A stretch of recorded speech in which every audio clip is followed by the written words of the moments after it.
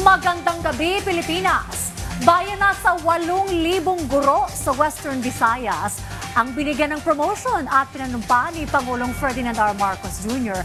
sa kanilang bagong posisyon. Bukod dyan, nanguna rin ang Pangulo sa pamamahagi ng libreng bigas sa mga benepisyaryo sa Rojas City, Capiz. Bahagi ito ng 5 bilyong pisong inilaan ng administrasyon sa rice program na direktang tulong sa mga nangangailangan. Yan ang ulat ni Clazel Pardilla. Namahagi ng libreng bigas si Pangulong Ferdinand R. Marcos Jr. sa Rojas City, Capiz. Nakatanggap ng tig 10 kilong bigas ang 500 pamilya, kabilang ang mga magsasaka, solo parent at may kapansanan. Bahagi ito ng bagong Pilipinas Rice Program sa ilalim ng Local Government Support Fund na pinondohan ng administrasyon ni Pangulong Marcos. Batid ng Pangulo na marami pang pamilyang Pilipino ang may hinaharap na pagsubok pagdating sa food security. Dahil dito, hangarin ni Pangulong Marcos Jr. na palakasin pa ang suporta ng national government sa mga lokal na pamahalaan sa tulong ng Local Government Support Fund o LGSF. Nasa 58 bilyong piso ang nakalang pondo para sa LGSF, 5 bilyong piso ang inilagak sa rice program. Higit 700 LGU na ang nakatanggap ng budget para sa distribusyon ng bigas. Pagsisiguro ng Malacanang, walang pipiliin, lahat ng barangay makikinabang. Ang sabi ng Pangulo, bawat bayan makikinabang, bawat barangay makikinabang. Walang pinipiling kulay dito. Lahat po kayo ay bibigyan ng ayuda.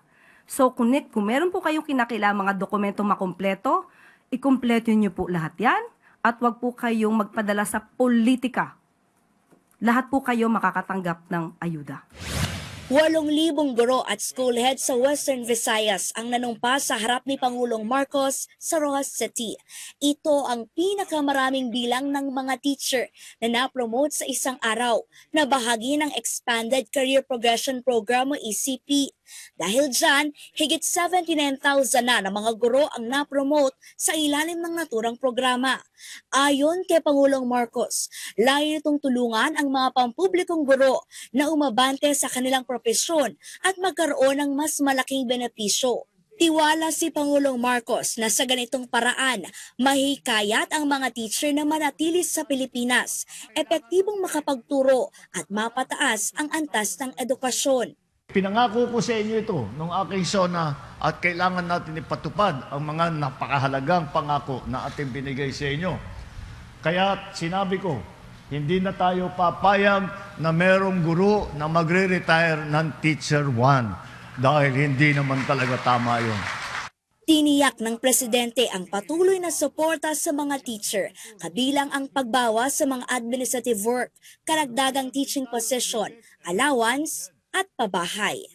Clazel Pardilla para sa Pambansang TV sa Bagong Pilipinas.